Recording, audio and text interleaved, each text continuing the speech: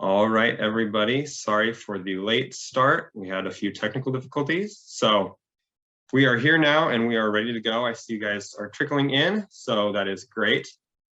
Welcome, everybody, to the NNP Symposium. We're fully funded by the Eric P. Newman Numismatic Education Society. So we want to give credit where credit is due. They make it possible for you guys to all view these amazing presentations, all for free. So we want to thank them and give them a shout out. A few housekeeping things before we get started.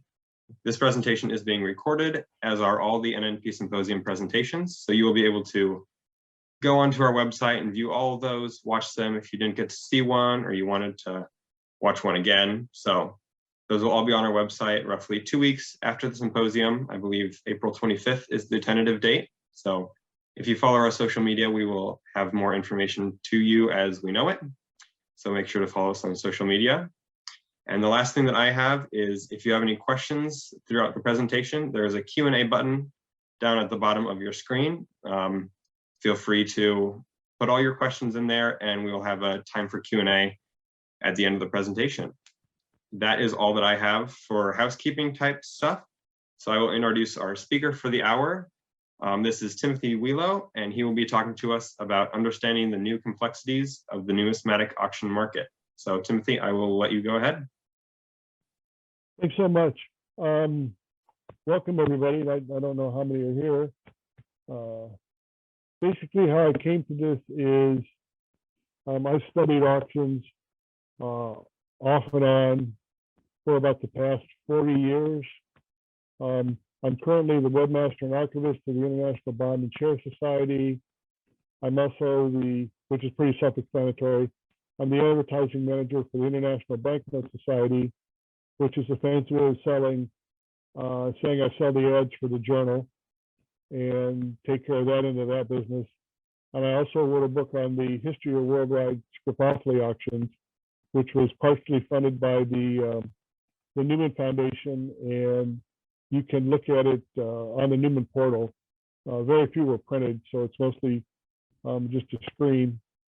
So as we go on, first of all, let's start off, what is an auction? Because there's a lot of confusion. An auction is really a public sale where goods are sold to the highest bidder.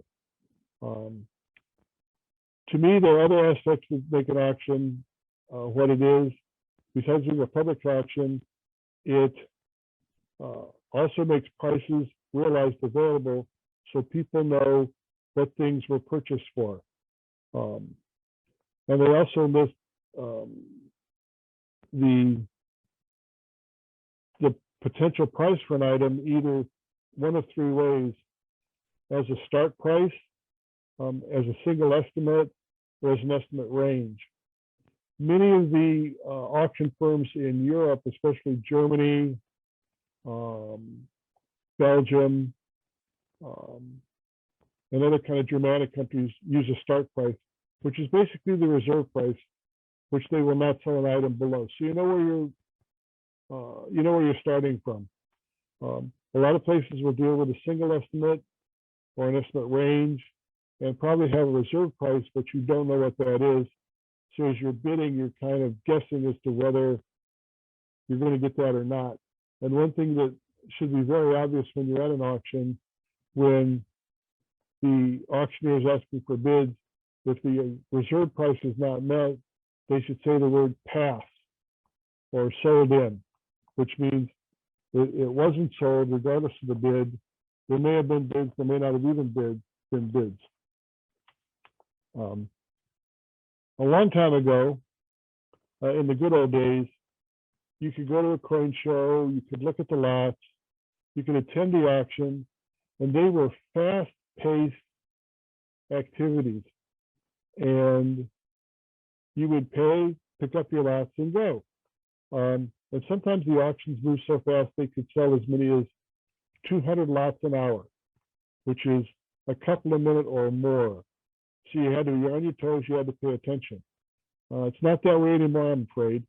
But those were kind of the good old days. In today's world, we've got all sorts of things going on. Some auctions are truly live. You have an auctioneer, you have an audience either live or maybe online. Some are robots where everything is pre-programmed in. They appear to be live, but they're not. Everything is set. Some have fixed times at which the auctions will close. Some are variable. There are some auctions where you can see what's going on.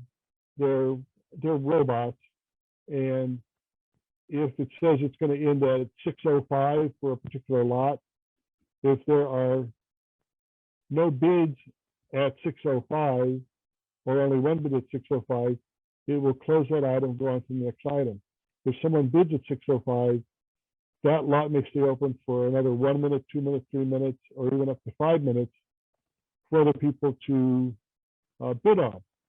So it's kind of interesting. If anyone's ever used Invaluable or seen an auction on Invaluable, you'll see lots 1, 2, and 3 will list as sold or closed. Auction 4 may go on for an hour because someone bids, 4 minutes later, someone bids, 4 minutes later, someone bids, and lots after that may close while it's still open.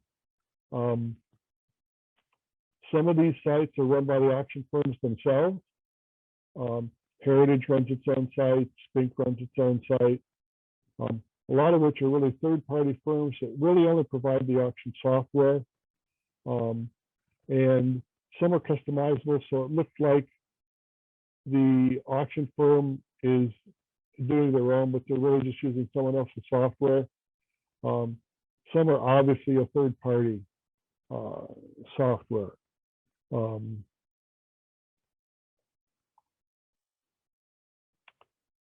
One of the advantage of using some of the auction firms that are evident in the numismatic world is a lot of them provide access to previous sale data. Heritage Auction does that. Spink does that. All you need to be is a registered person on that site. You don't even need to be a customer, and you can look up past sales and see what things were sold for, which is a great tool when you're thinking about bidding on something and seeing what it sold for the last time something came up, or something came up similar to that. There are other sites. Invaluable is probably the most significant one that I know, where the ability to search is very limited unless you pay.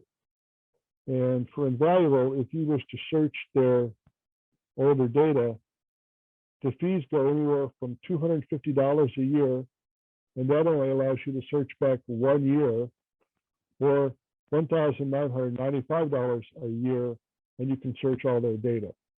A lot of money for doing some research as compared to the sites, again, like Spink and Heritage, some of the eye collector sites, where you can do that research yourself. Before you consider making a bid, especially in the world today, it's very important to look at past sales, look at current sales, and look at the results versus the estimates. And the estimates could be, again, a starting price, a single estimate, or an estimate range. Some auction firms do an excellent job of estimating what a lot will sell for. Some put out numbers that I don't know where they get them from because they never achieve them. They'll put an estimate range of, $800 to $1,000, and in the previous sale, something sold for $250. Where they get these numbers from, I think they're more wishes and prayers, but a lot of times those estimates are not just a function of the auction firm trying to get as large a bid as possible, but sometimes the consigners have an unrealistic view of what they think their particular lot will bring, and they do that. It is very important to look at past sales and see how they're doing, because if you rely on the estimates as they're published, you may be fooled and you may overpay for something, which you don't want to do. And again, look at current sales. See what kind of things this auction firm sells.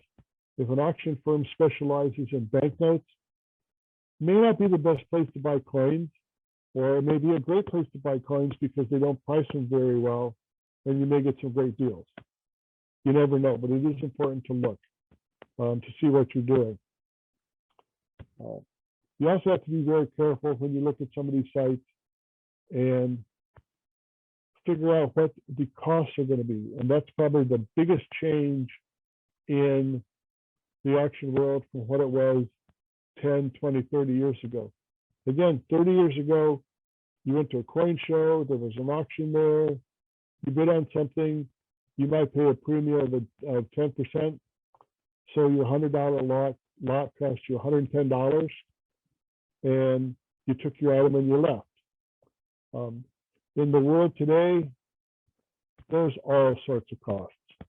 And having the ability to bid on auctions around the world, which we never had before, does come at a price. You have to be aware of what the hammer price is. The hammer price is what you say you are bidding at the time of the auction. So if a lot is bid at, or opens at $100, and you bid 110, and the little gavel comes down, that's the hammer price. You need to know what the buyer's premium is. And the buyer's premium is that amount that's added on to the hammer price by the auction firm, and it varies all over the place. I've seen them as low as, even in this marketplace, as low as 10% and as high as 30%. And a lot of it depends on how you're doing your buying. If you buy something from an auction firm's own site, that's probably going to be the lowest premium. If you buy it on one of the other sites they may use, like Invaluable or iCollector, it's going to be a couple percent more. For example, Archives International, which is primarily a banknote auction firm in New Jersey, if you bid through them directly, i.e. you send them a bid via fax or mail or email, the premium is 18%. If you use the iCollector site they use, the premium is 22%. If you use iCollector or eBay, the premium is 25%. So if you've got a fairly high-priced item, there's a lot of difference between paying 18% of the hammer price and 25% of the hammer price. In the world today, governments are looking for revenue everywhere they get, so there's a lot of times VAT or sales tax added on to that. The VAT may be based only on the premium. It may be based on the total sale. The same as sales tax. Again, it depends on the location you're at. Many places in Europe, if you are a non-European citizen, you do not have to pay VAT. So you save some money. So if you're an American buying something at Spink and you bid 100 pounds and the premium is 20%, as an American citizen, you don't have to pay VAT. The downside of that is if you buy something from Spink in the UK, you got to ship it to the United States. And in the case of Spink, they have pretty much a flat 30-pound fee for shipping lots. Not insignificant. So if you're buying a 40-pound item with a 20% premium or $44, you're going to add on another 30 pounds. I'm sorry, it's 44 pounds. You're going to add another 30 pounds in to get that to your location. A lot of people, in fact, most firms will ship stuff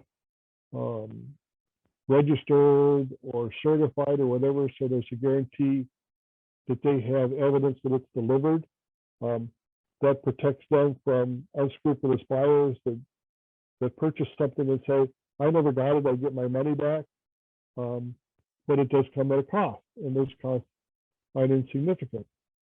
Another way that adds to the complexity of the marketplace these days are payment methods and their costs. Again, I'm going to go back to Archives International example. If you send them a bid directly, say as an email or a fax, and they invoice you and you pay by check, you pay for the hammer, the premium, and the sales tax, and the shipping. If you want to pay by credit card, they will add an extra anywhere from 2 to 5% to pay for the credit card fee. If you want to use PayPal, it's anywhere from 3 to 5% to pay for the PayPal fee. Some organizations that ask you to use a wire transfer have a flat rate of up to $15 to pay for a wire transfer. So a good example is a $200 lot, or the equivalent of a $200 lot, with a 21% premium and a VAT of 19% just on the premium, shipping, and paying by PayPal. That $200 lot, or the item that you knock down for $200 actually costs you $273. So it's a very, very big difference, and you need to be aware of all those charges. Unfortunately, the best way to know about all those charges is to read all the small print in the catalogs or on the terms page on an online auction. And they're written in legalese. They're written to protect the auction company, not you. It can be kind of confusing, but it really behooves yourself to go through those and educate yourself as to everything involved and what they're responsible for, what you're responsible for, etc. One of the things that's very important to know is, what does the auction firm guarantee? The good auction firms guarantee what they sell, or you get your money back. The bad auction firms say, let the buyer beware. You bid on it, you pay for it, you get what you get. Another thing to be careful of, especially in the online or electronic world, are the images people use. You should bid on an item that you actually see. Some organizations will put up what they call a stock photo of an item. They'll say, well, this is a picture of a 1908 S Indian head penny. May not be the one they're selling, it's just a picture of a 1908 S Indian penny. So be very careful to make sure that you realize that the images that you see are the images that you are paying for or going to buy or bid on. Very important, the good players will always use images of exactly what they are selling. The good firms will have the ability to really zoom in on a particular item and really look at it in a level of detail that you may not even be able to see if you see it in person. And the good ones will also have the front and the back of an item, whether it be a coin, a stock certificate, a piece of currency, things like that. So really, really look at what you're getting. Don't just assume that because they say it's rated extra fine or 65 that it's that. Look at it yourself. Make sure that you think it's that. Very important. If you're going to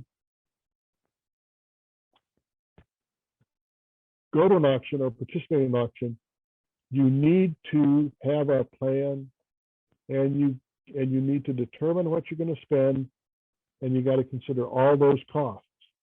Again, an advantage, if you buy 6 items, there's only like 1 shipping cost. So the shipping is spread across 6 items. If you only buy 1, you know you're going to pay a lot of money for the shipping. Stick to the plan. You know, it's in every TV show, it's in every movie you've ever seen.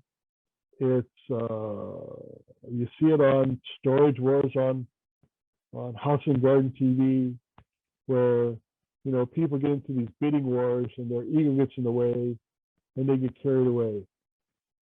stick to the plan. If you're going to spend $200 on an item, stop at $200. And remember, somebody always has more money than you do. So don't worry about it. If you get it, you get it. If you don't, you don't. One of the things that some people like to do is watch an auction, and we call them bottom feeders, and they will look for items that have very few or very low bids, and they'll bid on them. And so they may buy a large number of things at what they consider a very good price. But again, you got to sit through it. One of the things I talked about earlier was in the old days, you could go to an auction and they would do 200 lots an hour. Anybody that attends an auction today or watches it online, you're lucky if they get 100 an hour, because the auction firm is trying to run an online auction, and they may be looking at their own site, an iCollector site, Invaluable, or eBay all at the same time, or they have staff around them trying to look at all these things. So the process is much, much slower than it used to be. So what used to be maybe a 3-hour or 3.5-hour auction with 600 lots, now that 600 lot auction takes 6, 7, 8 hours to get through. It's a long time. Also too, and you see it on TV, you see it on all these movies, etc. You know, where people bid somebody else up to make them pay more. My opinion or my advice on that is that always comes back to haunt you, because at some point you're going to bid once too often, and the other person's going to say, "Go ahead, it's yours." And you didn't make them spend more money. You end up getting stuck with something you may only marginally have wanted. So it really doesn't work. It really, really doesn't work. I think the most important thing you need to have today, especially in the auction market, is you need to have the gift of patience. You'll need it. These auctions take a long time to go through. The other thing you do is remember there'll always be another chance. There are unique coins and banknotes, etc. out there, but the majority of us are bidding on things that there are more than one. We're not buying $8 million coins or $7 million coins. So there'll be another one. One of the things that I know that many people do, especially when they're watching it online, I happen to have a very large monitor. It's 27 inches. And I split that monitor in 2 or 3 pieces. And while an auction is going on and I'm watching it, I may be playing backgammon with somebody. I may be watching YouTube videos. But I can still see the auction go on. I can still see the prices go up. I can look at something else while they're going through a whole bunch of lots that I don't care about. But also looking at those lots, even if I don't care about, tells us what's going on. One of the things you want to look for in an auction is if a lot of lots are receiving only 1 or 2 bids, they don't have a large audience, and you may have a chance to pick up some real good deals, some real good prices. On the other hand, if you see a lot of bidding,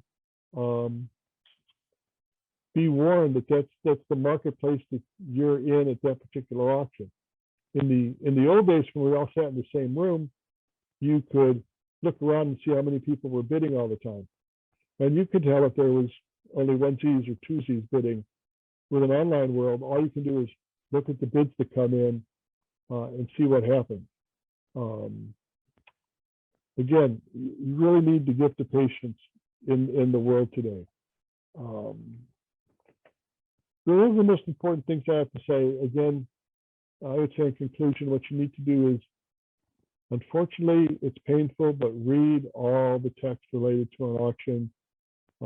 Become familiar with a particular auction company that's in your space. If it's banknotes, if it's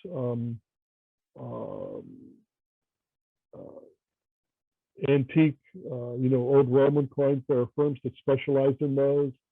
And you find that you kind of get used to them. Again, they don't change the rules of the game from auction to auction. So once you get in, you get used to it. You can feel more comfortable.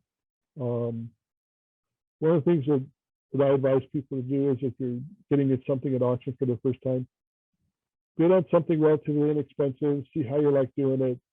Some people don't like the auction process. They'd rather go to a dealer.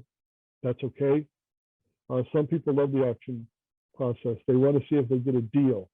The best story I have about a deal is about 200 years ago, Sotheby's was primarily only a auction company of books. That was their bête noire. And there was a huge library up for sale. And one fellow said, as the auction was going on, I'll bid a shilling on anything. And so what happened was they opened every lot at a shilling, and that particular gentleman bought about 2/3 of the lots that were sold because there wasn't a lot for it. They ended up paying a lot of money for that. So again, watch what you say, watch what you do. Another advantage of the online auction place is you don't have to worry about rubbing your nose or rubbing your forehead and having somebody think it's a bid. That really doesn't happen. Usually the auctioneers are going to want to, if you're in the room with the auctioneer, they're going to want to look you in the eye, and you're going to want to look them back in the eye to know you're making that bid. Your chance of bidding on something by mistake are pretty rare. And now I'd like to open up and see if anyone has any questions. I plan to do this in a half an hour, so I'm right about it in a half an hour. Awesome. Perfect. That was great. Thank you so much. That was very informative. I really enjoyed that. I'm sure all the attendees also really enjoyed that. And yes, if you guys have any questions, put them in the Q&A right now, and we will go through some of those. We have one. Oh, Timothy, do you want to unshare your screen? How do I undo that again? Just so they can see you bigger. Go down to the bottom where the Zoom icon is, the blue box at the bottom. Yeah. Hover over it, and it'll have a pop-up. So move your mouse up to that pop-up and click on it.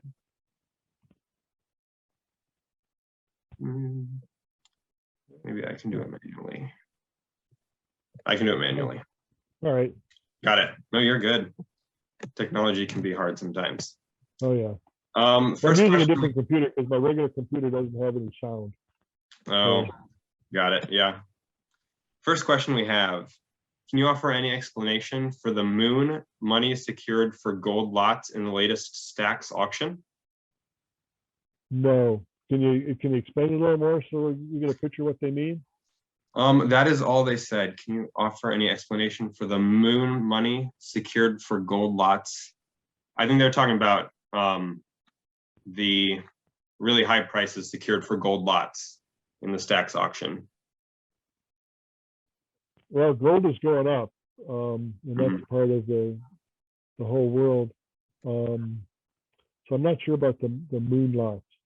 Okay. Well, whoever put that in there, if you guys have more clarification, send another Q&A and we can try to get back to it. Another question, how has the coin market impacted auctions as the coin market has increased?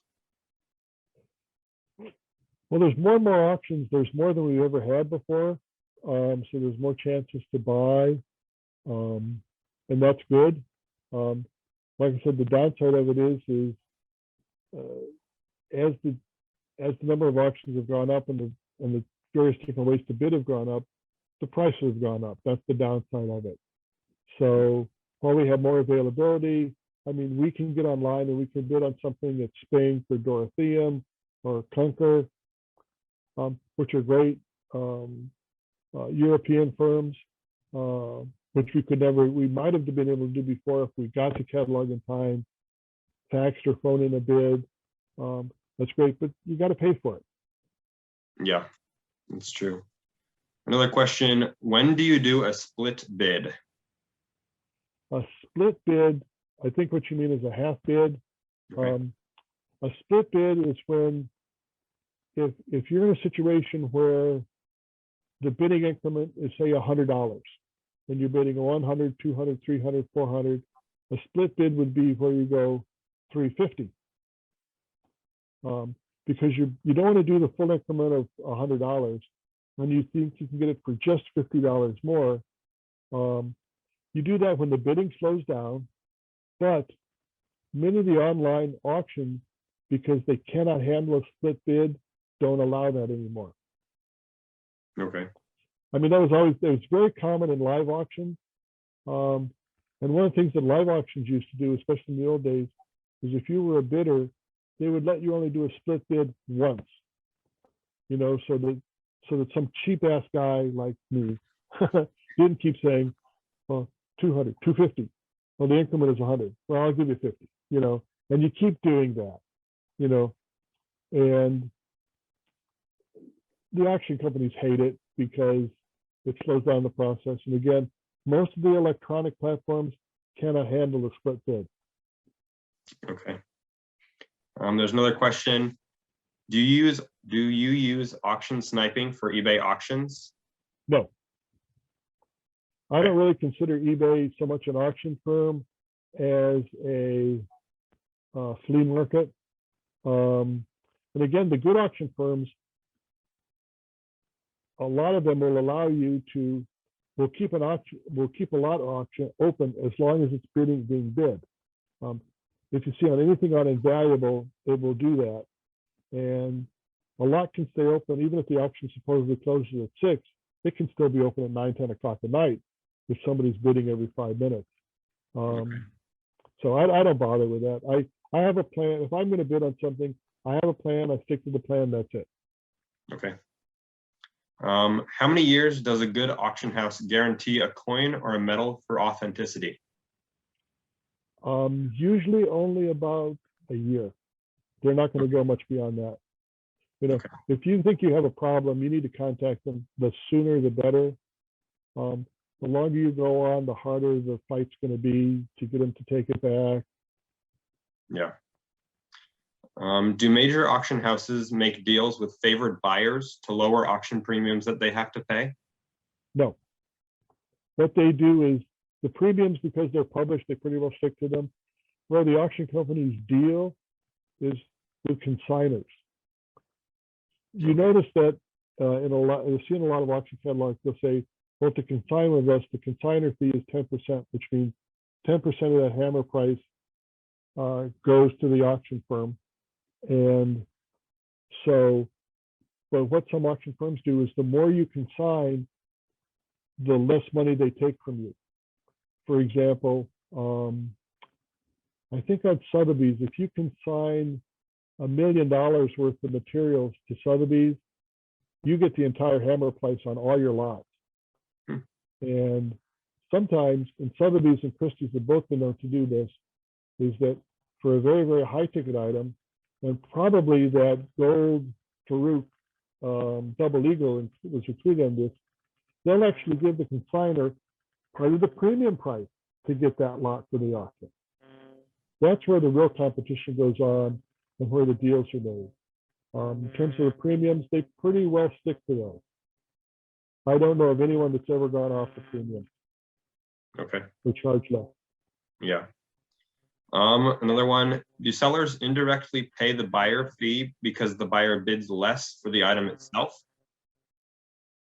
Say that again? So they explained, with a 10% buyer fee, the buyer might only bid $90 on something with $100 of value, such that their overall cost is actually about 100. Do people do that? Yeah. Okay. Okay, sure. Yeah, it sounds like what you were talking about, planning for the auction and considering all the costs, so they would bid less, knowing that they have to pay more fees and stuff. The interesting thing in the auction is they will, when we talk about the price before the auction, it's always the estimated starting price. And when they report the results, it's usually your hammer price plus premium. Okay. So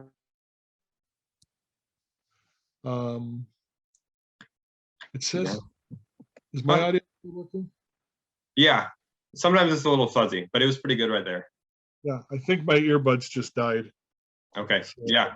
Sounds yeah. a lot better now, actually. Okay. What happens with the, let's see, where are we at? The, Um, oh yeah, the exactly, yeah, somebody is estimated $100, but you know the premium's 10%, so you're only going to bid $90. That's fine. You bid yeah, what you bid. If it doesn't make the reserve, you don't get it, but you know, you're considering the total cost of doing that business. You know, it's like it's like when you go buy a car, you look at a $10,000 car and you know you got to pay sales tax on it and tags and insurance and so the $10,000 car costs you $12,000. You know, yeah, same world. yeah. What is the best way to dispose of stock certificates and bonds range valued at $30 to $5,000? 30 to 5,000 for stocks and bonds. I would probably go the auction route. You might want to contact a dealer, although the dealers in the stock and bond world are pretty sharp, and you're not going to get a lot of money. They're tough cookies. There's some real good auction firms that deal in stocks and bonds. Spink out of the UK does well. They usually have 4 stock and bond auctions a year. There's Mario Boone, who does 2 auctions a year. There's a firm called FHW, which in German I can't even come close to pronouncing. And they have about 6 auctions a year with several different brands. They have a high-end brand that's called FHW, a middle brand called Gutowski, a low-end brand called DWA, and a semi-high brand called HSK. So if you have a lot of high-end items, probably the auction is the best place to go. Again, rather than selling to a dealer. Archives International is about the only firm in the US that's really auctioning bonds and shares. But they do a lot of what they offer, they do is from their stock as compared to consigners. They have some consigners. Spink is almost all consigners. And they're pretty good. They have a pretty good wide audience. So Yeah, awesome. Another one, with the rise in buyer's premiums over the last 20 plus years, have the seller fees fallen? nope. They've Nope. hovered about 10% for years. And it used to be 30 years ago, 40 years ago, the auction firms could get 10% from the sellers and make their business work. But as their costs have gone up, as they've gotten, you know, and then you can see it over, you can't, you're not old enough. So, but the rest of us that have looked at auction catalogs, 30 years ago, they were just plain text. Now auction catalogs are beautifully illustrated. They're printed all in color. Everybody's got a website with pictures that you can enlarge. So all those costs have made the auction business just more expensive. But again, the seller's fee is variable depending on how much you can sign with a particular auction house. That's where your leverage is. So if you've got a lot of stocks and bonds and a lot of high value ones that are going to go for good prices, you got some leverage as a seller, you know. Yeah. A question along the same lines. Why are the premium percentages so high now given to technology efficiencies compared to the old days? Because all those technology efficiencies cost money. Invaluable doesn't let you list their stuff on their site for free. They're charging part of that premium. So all that software costs money. It takes time because a lot of firms are still doing printed catalogs and having everything online. So you're paying, you're basically going double for that. Yeah. Because somebody's got to do the printed work, and then somebody's got to set up the web page and all that stuff. So unfortunately, it costs money. Part of the problem is is, well, you look at the Sotheby's or Christie's, it's the minute one of them raises to 20%, the other one raises 20%, they go to 23, somebody else goes to 23, and so they all get carried away. The best deals in terms of premium are if you buy things from associations, like there's a Norwegian bond and share association, and they have a couple auctions a year. And again, it's only Norwegian material, so it's a very small market. But they only charge sellers 10%, and they only charge buyers 10%. But it's part of that club work kind of thing. So Yeah. those are where the best deals are. Okay. Any thoughts on the astronomical prices currently from Chinese coins and currency at auction? And will this continue? Well, the Chinese are just in spades trying to buy back all their culture that, one, wasn't destroyed during the Cultural Revolution. And secondly, they got a lot of cash, so it's not going to change anytime soon. We saw it recently, the last several years, especially in bonds and shares, the Russian marketplace. The Russians were buying back all their old stuff. Well, that's kind of stopped now with the Ukraine and everybody not letting them bid. One of the things that I was in China a number of years ago, and I met with a fellow that collected bonds and shares, and this was in Shanghai, which was the least affected by the Cultural Revolution. And he talked about that during the Cultural Revolution, they were told to bring their collections of things like stamps and coins and paper money and bonds and shares and bring them to a bonfire and burn them. And of course, he didn't, and a lot of people didn't. They hid them in their attic, but a lot of people did. So they burned a lot of their heritage during that time. Yeah. So the other thing too is, especially with China and related to bonds and shares, is they're still hoping the Chinese government will make good on those. And a lot of those Chinese bonds are bearer bonds, which means whoever owns them can cash them in, except in the United States. Bearer bonds are not legal in the United States, but they are in other parts of the world. So people are still hoping that the Chinese are going to cough up some money for those. So that's driving a little bit of that marketplace. I don't think it's ever going to happen, but yeah. There's not a question here, but someone says he went to college with that's you. Harry. Yeah. Yeah. So I'm directing them to the NNP Symposium website. You can contact us and we'll get you in touch with Timothy that way. That would just be easier. Yeah, he sent me an email. So okay. Perfect. I think, Harry, if that's you, I think I got your phone number. I'll try and call you after the thing. Another one, you don't have to answer this if you don't want to. I don't want to put anyone in any hot water, but based on your comment about eBay, would you consider Great Collections an auction or a flea market? I'm not familiar with Great Collections enough to comment on that. Is that part of eBay? No, Great Collections is its own auction company. No, I'm not familiar enough with it to say anything. Okay. Yeah, my biggest problem with eBay is when you have a problem, they're really not that helpful in sorting it out because they really don't care. Once the sale is made, they're done. Yeah. And another problem with eBay is, and we've noticed it, I've noticed it in the International Banknote Society, there's one character that keeps selling forged notes on eBay, and he keeps changing his name. And we have a couple of members of the Banknote Society that find him every time. And they report him to eBay, they report him to all the members on our forum, on our webpage, so people look out for him. But eBay never takes him down. Yeah. So I lost a lot of respect for them on that one. Yeah. And what is it? The most terrible thing I've ever heard about eBay was a quote, and I forget who said it was, it's the best fencing operation they've ever seen. Not a very kind comment, I'm afraid. So no. Another question, do some auction houses give you hammer percent plus some? Is that correct? Hammer percent plus? I'm not sure what they mean. Yeah, like if you can sign, does anyone give you hammer plus? Oh, yeah. Yeah, plus part of the premium. Yeah.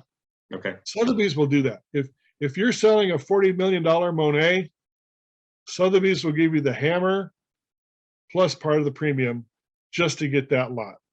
So a lot of the real high-end lots, and again, if you have leverage as a seller, you can get that, as you can get part of the premium. And but again, you got to be a tough negotiator, because they're going to try and want to stick to their line saying, well, we get 10%. And a lot of the big auction firms in the old days used to charge you to have it, you know, the illustration in color or a full page description in a catalog. They would charge you all sorts of things to the seller, unless you were really sharp and say, no, I'm not paying for that, you know? Yeah. So it's the auction world's a fun world. I mean, it can be very, very, very, it's become very, very complex, probably more than it needs to be. Another area that is going on in the auction world, and I don't know where it's going to go, are those auction firms that actually have a stake in what they're selling. And that happens a lot in the bond and share world. Some of the auction firms are also dealers, and they sell from their stock. So they're selling really their own stuff. So they're the consignor. So they're getting all the money.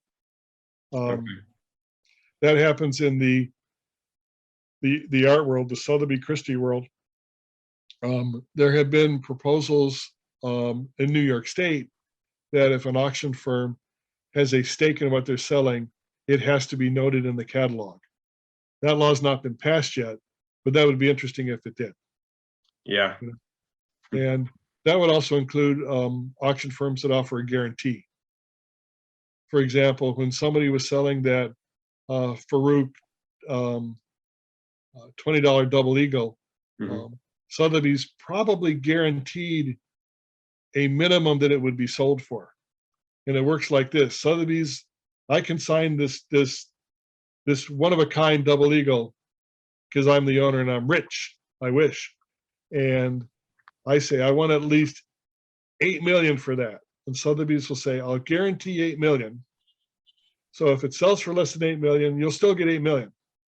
However, if it goes over 8 million, we split anything over 8 million 50-50. So they give me a guarantee, but then also I lose a little on the upside. Yeah. So again, there's more wheeling and dealing in the auction world in terms of consignment than you can imagine. You know? And the bigger the lot, the bigger priced lot, the more wheeling and dealing going on. Yeah, it's a complicated world for sure. Yeah.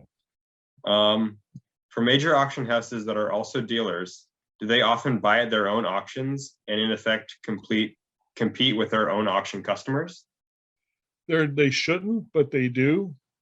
They will bid the price up. That's why I always say to have a plan and watch the bidding, see what's going on. If it looks like nobody else is bidding on it, on an item, maybe nobody else is. But that can be a problem. I think it's unethical for an auction firm to bid on their own stuff. It would be the same as if I consigned something to an auction company and then sat in the audience and bid it up to get the price up. And just like I said in the presentation, bidding it up to make somebody else pay a lot of times does not work. Yeah. Yeah. Is it better to auction your world coins in Europe or in the USA? Depending on the world coins, and depending on the market, the Brits are very good about collecting their own stuff. And so are the Germans, and the Austrians. The Germanic world is pretty good about bidding their own stuff. So it depends on the nationality of the coin. You're going to get your best bet selling a coin in the country where it came from, because that's where the collector base is. It's like, here we are in the US, how many people do you know collect Austrian coins? Not many, but you might know a lot of people that collect American coins. In Austria, how many people collect American coins? Not a lot, you know. Yeah, that makes sense. Yeah. Looks like there are 2 more. So if you guys have any more, put them in the chat or the Q&A. One of them, do you see the trend of large auction firms no longer doing on-site convention auctions instead of at auction house office after the convention? I think what you mean is they're going totally online. Yes. And yes, to a certain extent, but there's still, especially the big auction houses, there's still the cachet of having the people in the room, the excitement of the live bidding. The lower price stuff is going to go all online.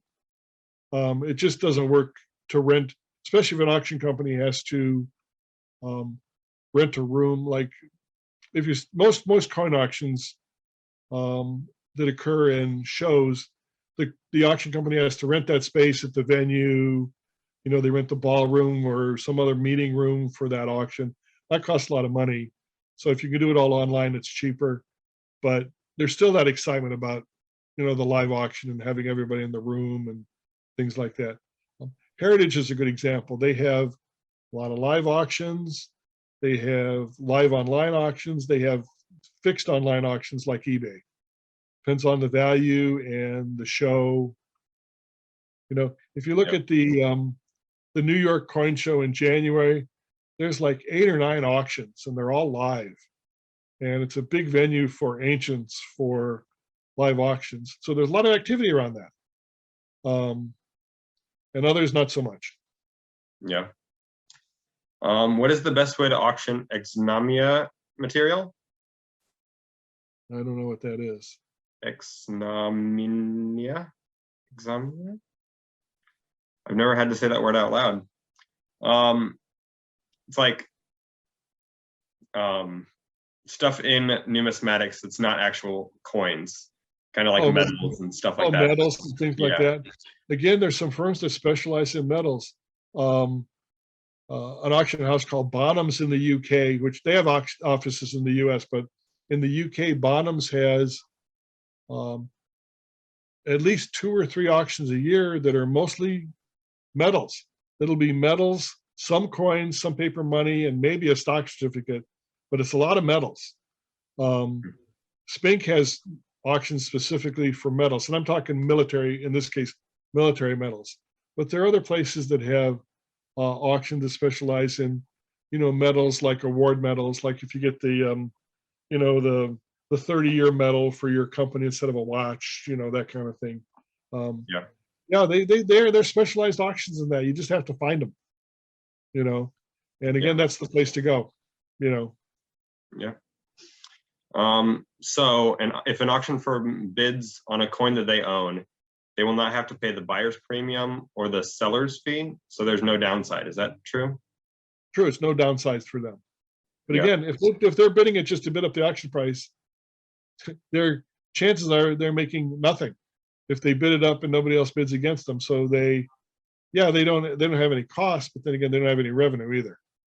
You know. So okay. And this is kind of similar to an earlier question. What's the best way to sell ancient coins? Is Europe better than the US? Europe is far better than the US. And again, if you could look at the firms that are at the New York show, it's newyorkinc.info or something like that. It's advertised in all the major magazines. Look at the auction firms that are there. It's a show I go to every year, but it's like 90% ancients, so it's like 90% I don't look at stuff because ancients are of no interest to me because I can't tell a good one from a fake one, you know. And there are a lot of fake ones in the ancient world, I guess. So, but it's just not my thing. But that's the venue for that. I know an outfit in Austria called Dorotheum, Dorotheum, sells ancients on a fairly regular basis. I just got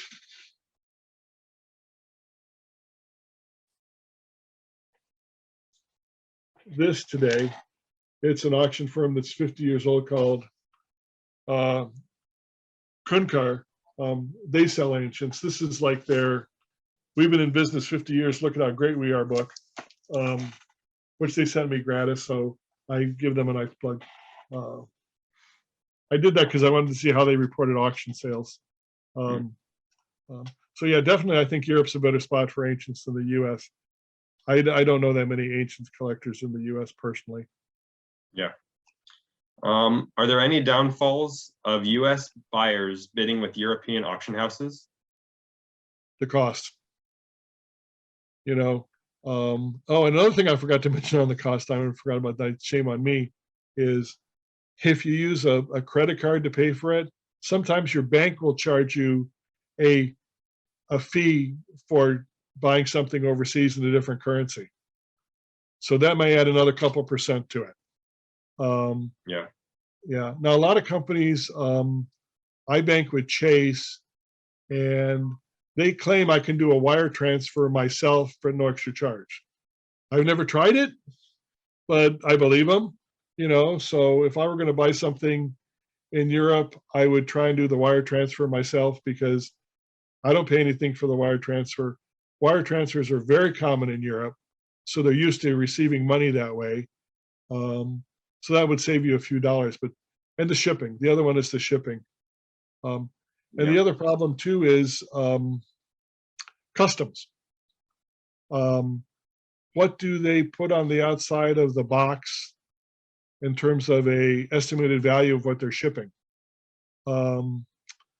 Someone could send me an old stock certificate and say, this has zero value.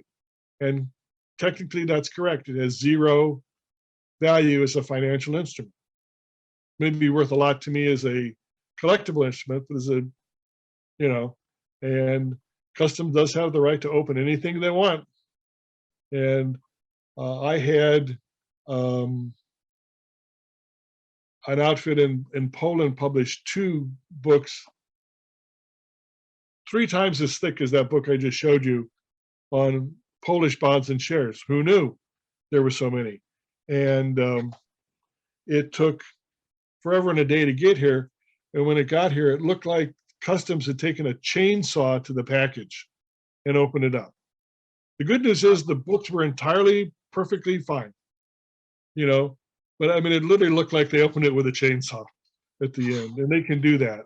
And it can also delay getting your pieces. This book I showed you, when it was mailed to me, they gave me the tracking code, which is just like the tracking code you get when you ship stuff within the US. And I would look at it online on USPS tracking. And that particular book sat in customs for, I think, 2 weeks. Wow. So, and when I got the package, it had never been opened, but it just sat there in case somebody thought they wanted to open it. Yeah. So. Weird. Yeah. Looks like we have one more question in the queue. How do you arrange transport of items worth 6 figures to Europe for auction? DHL or FedEx. Those would be your best bet. I would choose DHL personally. DHL is bigger in Europe than it is in the US. So stuff gets there. I have shipped stuff to Europe, DHL, and it gets there really fast. I mean, one of the things that my wife and I do, and a little anecdote, and it sounds insane, but when we go to London, we always end up buying more stuff than we want to carry home. And there's a firm called Ryman's, which is their Staples. And they have a deal with DHL where they have a box that's about, 18 inches by 18 inches by 18 inches. And you can put in it as much as you want. There's no weight limit for a fixed fee, and DHL will ship it. And it's not terribly cheap, but it's better than trying to haul crap through the airport, you know. Yeah.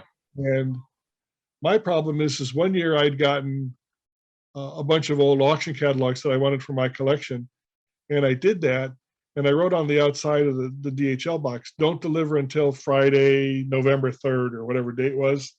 They ignored that. Every one of those boxes was delivered the next day from London. Wow. So when we got home from our trip, we had like 4 boxes on our porch that had been sitting there for 4 days. So, I mean, that's how good they were. The biggest problem with DHL is finding their shipping locations. For me, I have to drive to Norwalk, Connecticut, which is about a 45-minute drive to get to DHL to ship stuff, versus FedEx is easy. But yeah, I would send it one of those services. Okay. Awesome. Well, we do not have any more questions in the queue, and it's been an hour. So we can wrap up the presentation, but I want to thank all of our attendees for coming to this presentation, joining and listening to what Mr. Welo had to say. Thank you for coming to the NNP Symposium. We hope that you come to another presentation. We have more presentations on Saturday and on Sunday, so there'll be lots of good ones there. You should come back and listen to them. And once again, thank you, Timothy, for your time and sharing with us about the auction world. So thank you. You're welcome. Bye. Bye.